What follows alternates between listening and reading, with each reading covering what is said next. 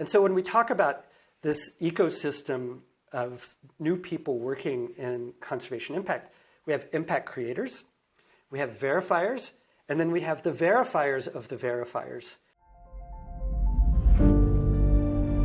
Welcome to Better Worlds, where we explore how Web 3.0 connects our natural, manufactured, and virtual realities to create better lives for all in a more equitable and sustainable way.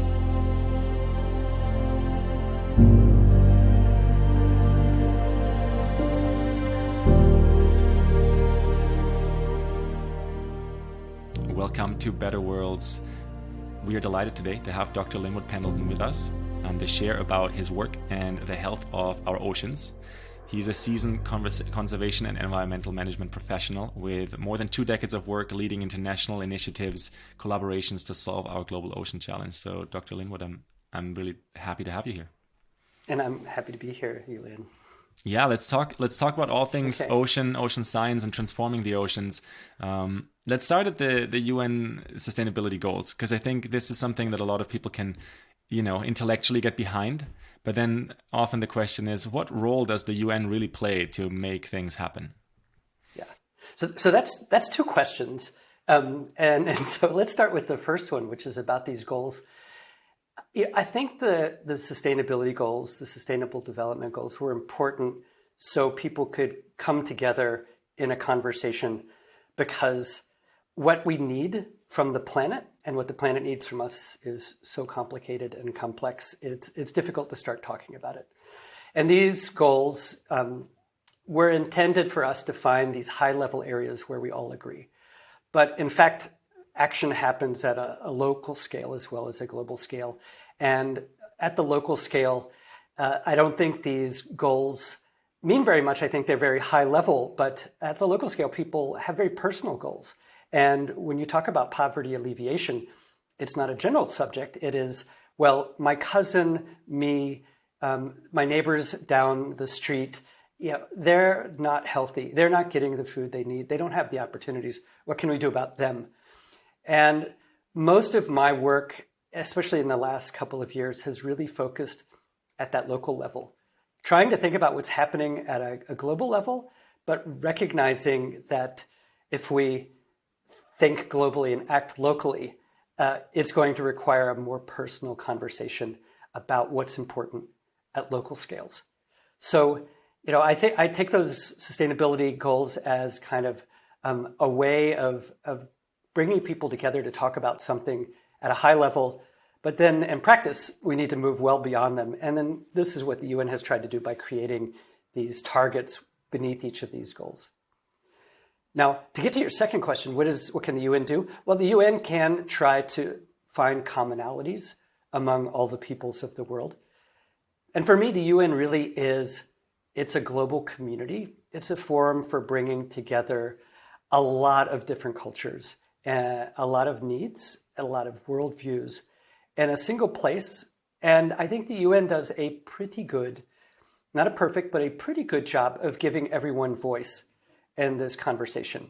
Not perfect, but if you look at the way a lot of global processes work, most of the world doesn't have a clear voice in that process. And so as a convener, as a forum, I see the UN as being particularly catalytic, and it has very good experience to share with working cross-culturally, working cross-sectorally. And so that's where I think the UN is strong. I think where the UN tends to fall down is trying to lead from the top down. It's a big bureaucracy, and it's really just impossible to try to create a centralized leadership for the planet, whether it's the ocean or ecological restoration or peacekeeping or refugees or whatever. It's very difficult to kind of manage that from a top-down perspective. Yeah, this is really interesting to hear from you. And it's quite impossible, you say, to lead from the top. And then the question is also, is it even desirable, right? Because each bioregion, each group of people across the world has very unique sets of needs and ways of communicating. So I'm really curious to hear maybe some examples from your travels around the world, your work around the world, where a local bioregion has found a way to address ocean challenges because of the way they're able to convene and solve things locally? Yeah. Well, I think there's this real tension now that has been created because we talk about climate as if it's a global problem. And it is a global problem in the sense that all of these greenhouse gases get mixed, and what you contribute in Vancouver and what I contribute in Paris, it all becomes part of the same, quote, problem. But its causes and its impacts are far from globally homogeneous. And so the solutions aren't going to be global. Yet what we have now is this mindset globally that because it's a global problem, we have to find big, mega silver bullets to solve these problems. And this is driven in part by funders who want to put out these grand challenges. So Elon Musk puts up $100 million to anyone who can figure out how to sequester, gigatons of carbon, where I think really the solutions are going to come in lots of little forms that are well matched to the cultural, economic, and ecological context of every particular place. So these global initiatives are trying to, in some cases, promote global solutions when, in fact, the solutions have to be many and varied and diverse and diffuse. And that really is the challenge. And that's where all of my work, I think, over the past 2 or 3 years has really taken me, is understanding that what works in Madagascar with seagrasses won't work in France with seagrass. And this is not how I see the rest of the world thinking. And it's not how I see offset markets working. It's not how I see the targets that we talked about. Let's come up with a handful of targets for the whole world. It is, I feel we're going in the wrong direction by trying to simplify these problems too much. And then now, we've just seen this past week, the Living Planet report came out, told us about biodiversity decline. We all know about biodiversity decline. There's a big meeting that's going to happen towards the end of this year. It's called the Convention of the Parties for the Convention on Biodiversity. And you hear people say things like, well, we need a single global target like climate has. This is going to be our Paris moment for biodiversity. Biodiversity is a global problem. And while biodiversity decline is sort of experienced globally, what is in decline is not globally the same. And how it affects nature and people is not at all the same. So it's millions of problems happening simultaneously that involve biodiversity and people, that involve climate and people and nature. But that doesn't mean there are just a handful of problems to be solved at the global level. So to really try to solve these problems, we have to find a different way of working, because all the money has been in a handful of countries. A lot of the capacity has been in a handful of countries. And so what we constantly see is these efforts by saviors in the developed world to save the rest of the world. And it just doesn't work. And we've seen this over and over again. Over and over, right? And yeah, it's kind of the way that the mind works, and then the narrative. I mean, you mentioned it with climate. There's very much this.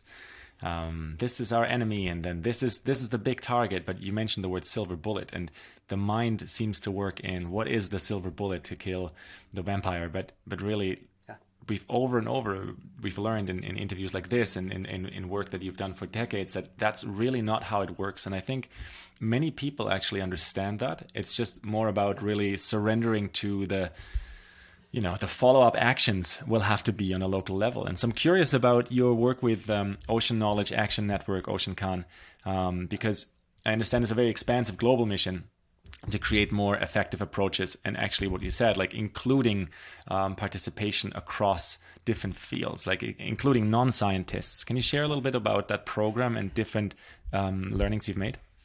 Yeah, part of the new way of working in what we call sustainability science, and this has been incorporated directly into the UN Decade of Ocean Science for Sustainability, or Sustainable Development, is the idea that we can't do science and hope it's useful for society. We have to start working with society before we even do the science. And this is called the co-design and co-delivery of science, or sometimes it's called the co-production of science. And the idea is that science has to change substantially to be a process of listening, understanding, and then trying to provide information and knowledge to solve society's problems. So if we're going to collect data about biodiversity, it should inform questions that need to be answered in order for, say, local people or mayors or corporations to act sustainably in the ocean.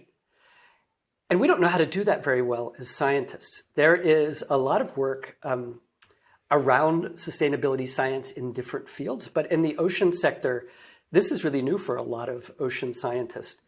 And so the Ocean Knowledge Action Network was created to help move that transformation forward.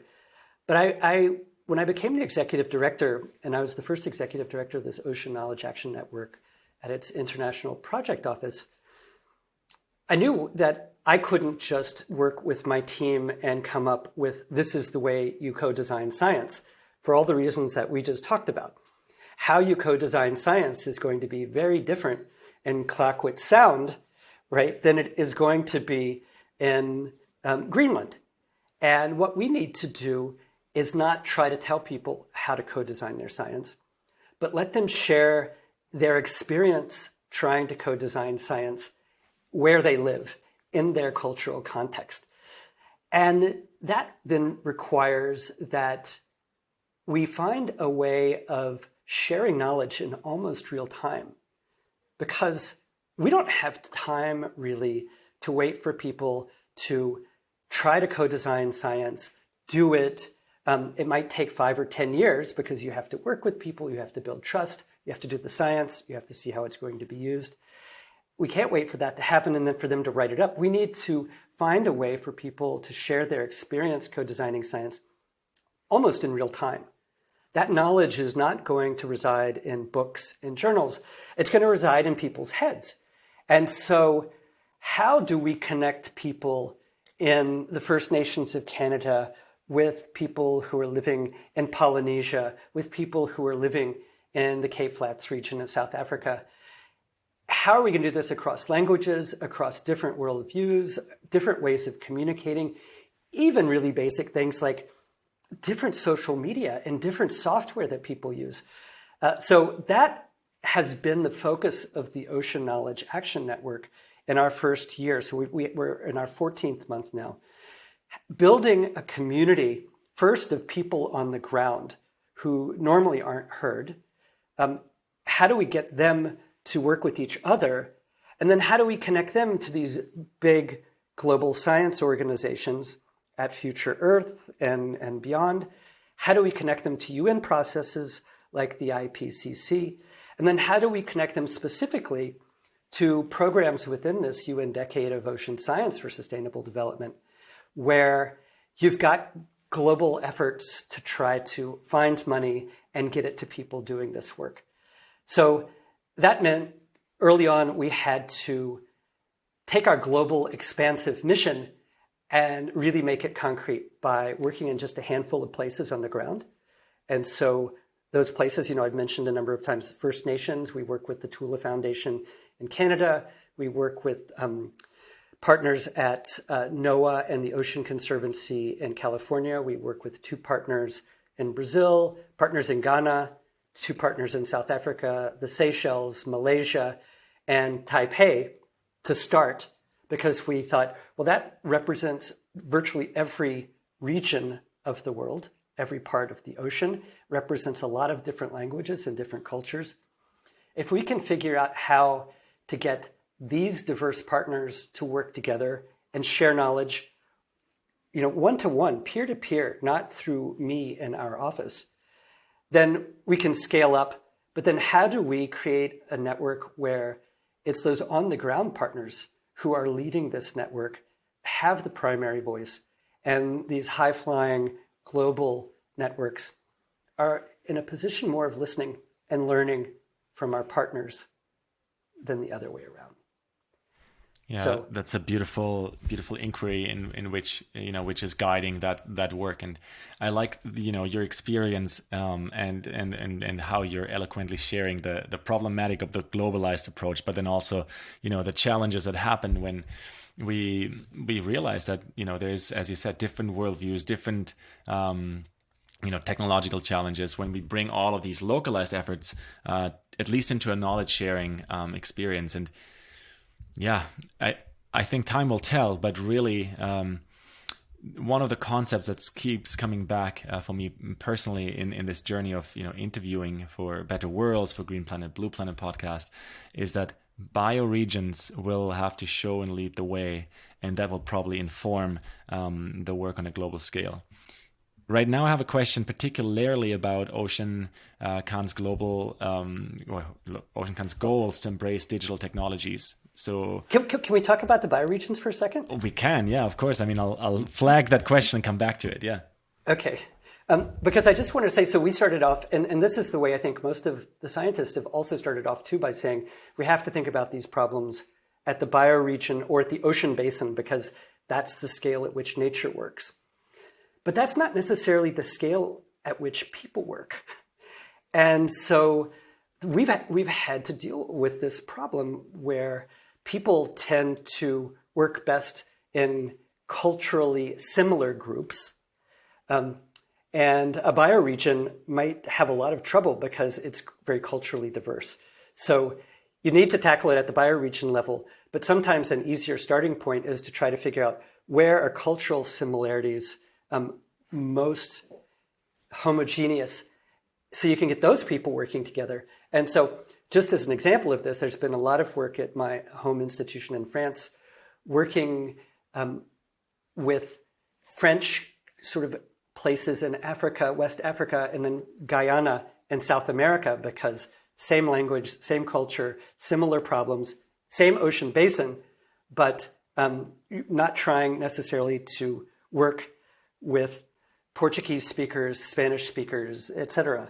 So, bioregions are important, but we also have to think about the fact that people organize themselves differently than nature at some points. And so this is something at the Ocean Knowledge Action Network we really have tried to keep in mind. And so when we work with our Brazilian partners, we've also said, look, you're a jumping off point for other Portuguese-speaking ocean countries. And it could be Cape Verde, Angola, Timor-Leste, all the way in the Indian Ocean and the South Pacific. So it just, I think, shows you that when you add people to nature, the complexity becomes even more pronounced. Yeah, interesting one. I think, people are part of nature, but then there is something that is true about what you're saying is people have organized in quite different ways that are not bioregional, but that have been colonial, right? And so right. We're kind of still reconciling that on so many layers. And part of that reconciliation effort is not just the pain of the past, but also the problems in the present for what we call climate, for what we call challenges of the ocean. Yeah.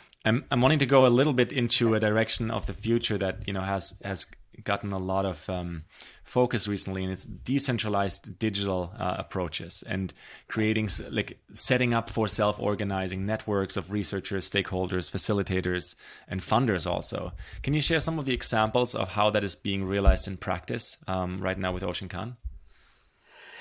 Yes. So the very first thing that we learned with the OceanCan is that the one thing all of our on-the-ground partners have in common is they have a lot of ideas, they're all different, and they all need resources to implement their ideas. And that's what decentralization is all about.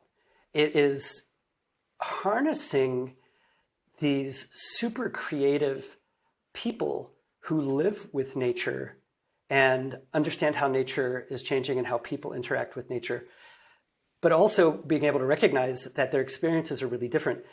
And how you do that is very complicated. So we reached out very early to an organization that was trying to create a DAO, a distributed autonomous organization, to think really carefully about whether these distributed autonomous organizations, which do just what you described, they help organize sort of large numbers of people. They do it in a way that has sort of low transaction costs. We thought maybe that would be a way forward for us. And as we got into that, we realized that we weren't ready for a DAO. We didn't need a DAO yet because we didn't have enough members. And for a DAO to work really well, people have to have a clear common purpose and a set of rules that they wish to follow that are important for their organization to work. And if you do have a clear purpose and a clear set of rules, then you can use these approaches like a distributed autonomous organization to unleash the power of that decentralization. But until you get to that point, you have to do a lot of the old-fashioned groundwork, which is trying to find your common purpose, trying to find your shared values. And so this is what the Ocean Knowledge Action Network has been doing over the past few months. Particularly challenging has been the fact that we've never met in person because of the pandemic. So we've been trying to meet online, given that we're in every single time zone, just trying to figure out what is our shared purpose and what are our shared values and what do we want to make very clear to everyone. This is what you can do within the can, and this is what you can't do within the ocean can. So we pulled back from that kind of decentralized, autonomous, automated organization for us now. But I think the only way we're going to be able to scale is to go back and see if we can adopt some of those ways of working for the ocean can. But then there's that flip side that I said, which is, how are we going to fund our partners? And in my work with the UN Decade of Ocean Science, I think one of the ways that the decade has been incredibly successful is it has catalyzed thousands and thousands of people, literally thousands and thousands of people, with ideas for conservation action that seem promising. And we just don't have a system to get them the money they need. And they don't necessarily need lots of money, but we need lots of people to get substantial amounts of money. And I'm talking about maybe it's just a couple of thousand US dollars or euros. But in the past, the idea was, well, the transaction costs of that are just too high. And then if we give someone $5,000, how are we going to know they did what they said? If we have to fly there to see, well, then that costs more than we actually gave them. That's not efficient. And so if you spend any time on LinkedIn, as I do, what you always see is people saying, we're now funding huge projects at huge scales. And part of the reason for that is the silver bullet we talked about. Exactly. But part of the reason for that is the only way it's administratively feasible. And so when at this you point, look right? There's this need to figure that equation out, right? It's like, that's right. How do we empower more people to act on their inspiration, their innovation, to take maybe what looks like a micro step, but and that silver bullet topic is coming up across different sectors in the dialogue around both. I mean, Web3, as well as it comes up around, environmental issues, as well as just how do we organize better as people. And I think going away from the big savior kind of complex or the characters that should save us, like you mentioned Elon Musk earlier, I think there's a huge danger in that, as we've kind of addressed. Yeah. But as you just said, micro loans or micro investments are a bit harder to track, and so that accountability is something that's a big problem to solve, right? And I think that's where digital opportunities through tokens, through DAOs, might be a solution, but they haven't fully proven that yet either. That's right. And there are two sides of that digital impact verification. Mm-hmm. So one is, and this is, I think a lot of people talk about this, is we have satellites, we have buoys, we have cameras everywhere. You can see the Earth and the ocean in a way that you couldn't even 5 years ago. Mm-hmm. Right. That is a good way of understanding the state of nature. but it doesn't necessarily tell you who's creating that state of nature, who's changing that state of nature. And after all, that's what impact is. When we try to get people to do the right thing or to restore nature or to participate in conservation, it's almost always people acting to do something. And then we want to see that they did what they said they were going to do, and then we want to see that that had a meaningful impact on the state of nature and the state of people who depend on nature. You can't get that from a satellite very easily because you can't see the people and you can't see all that's happening. So that's where we get back to DAOs and to Web3, because our best eyes on impact creators is other people. And we have to figure out, how do you create incentive systems for people to do what you've paid them to do if you're investing in a conservation action?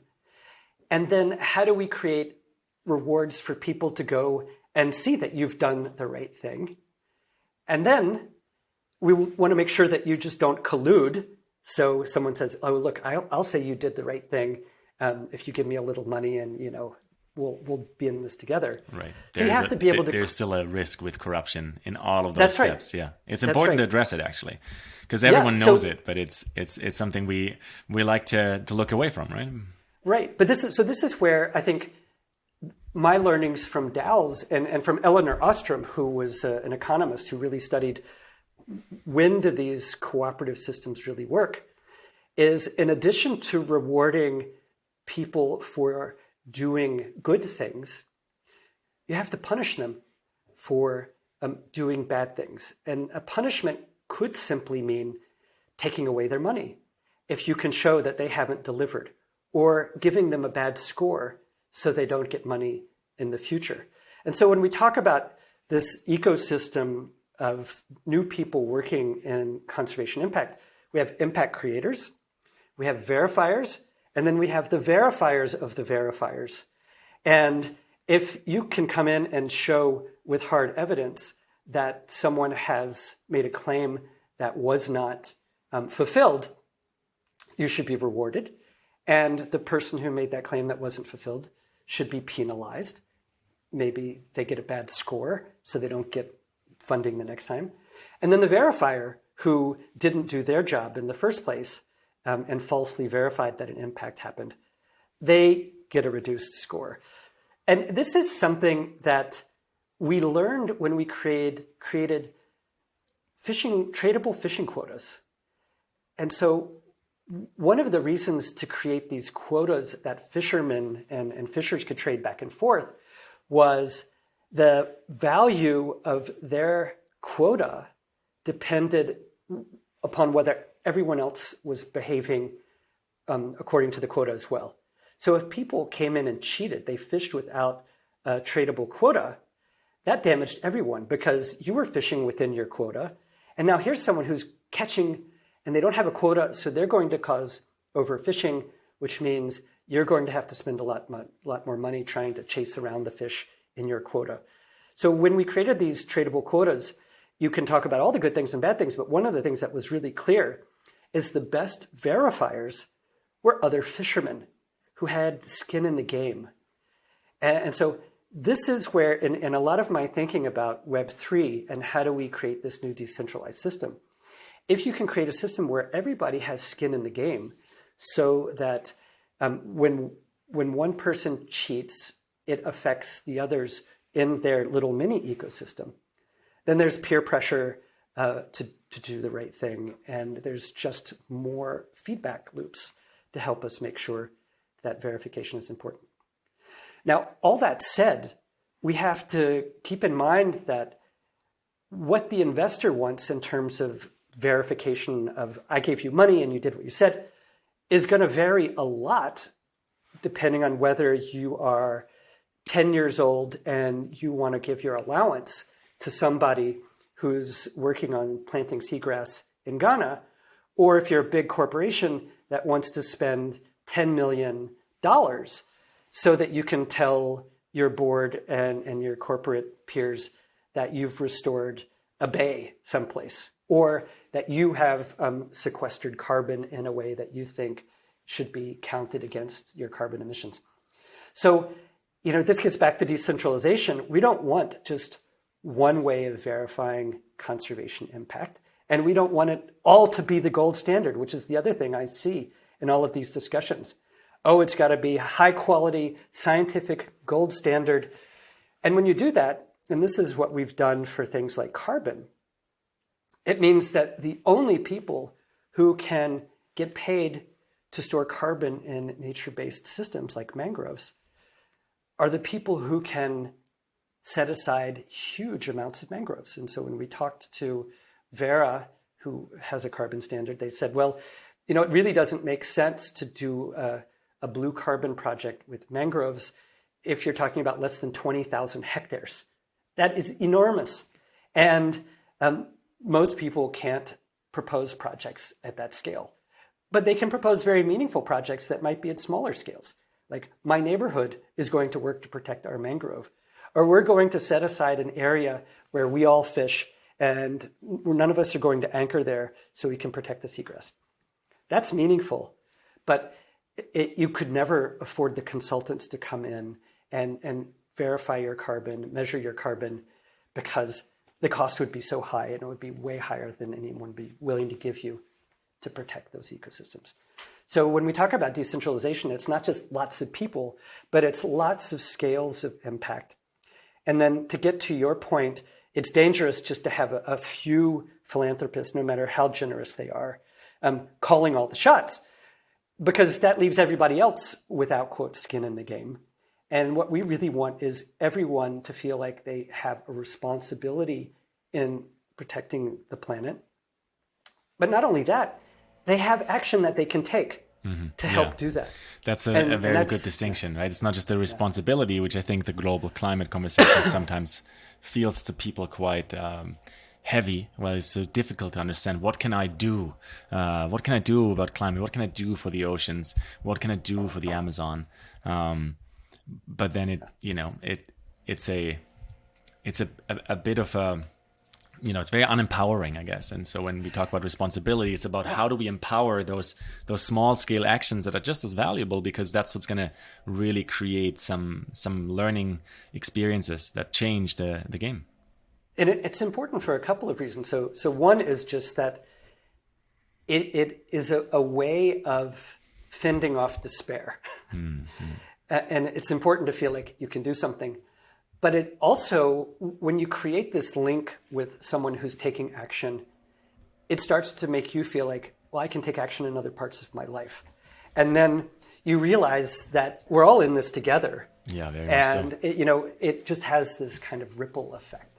I'm curious here, just to find an empowering maybe suggestion at the end of our episode towards the younger generations and the younger audience. What kind of advice or direction pointer can you give about future opportunities in the environmental sciences and what needs to be created and done? Yeah. So the first is, I would say, if you really want to help the planet and you really want to help the ocean, you don't have to be a scientist.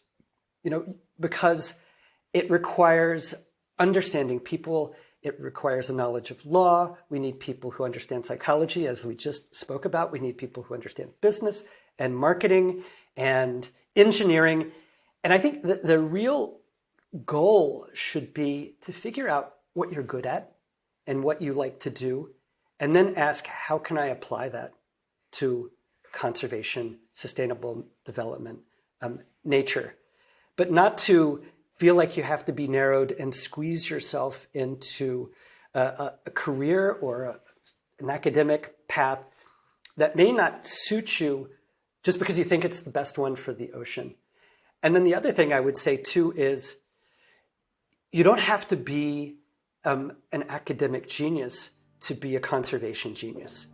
And I think that's really important, because a lot of what we see here, some of the best and brightest ideas are coming from people who didn't do well at school, but really understand nature, understand people. And so just constantly keep in mind that nature is the biggest part of our economy, because when you improve nature, everybody benefits. And that's what the economy is about. People usually pay to get things that make them happier and healthier and better.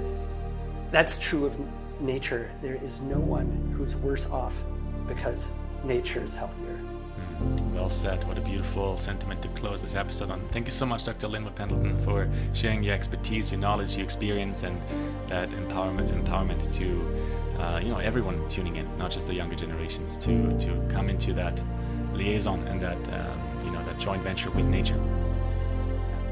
Thanks, Julian. It's been great talking to you.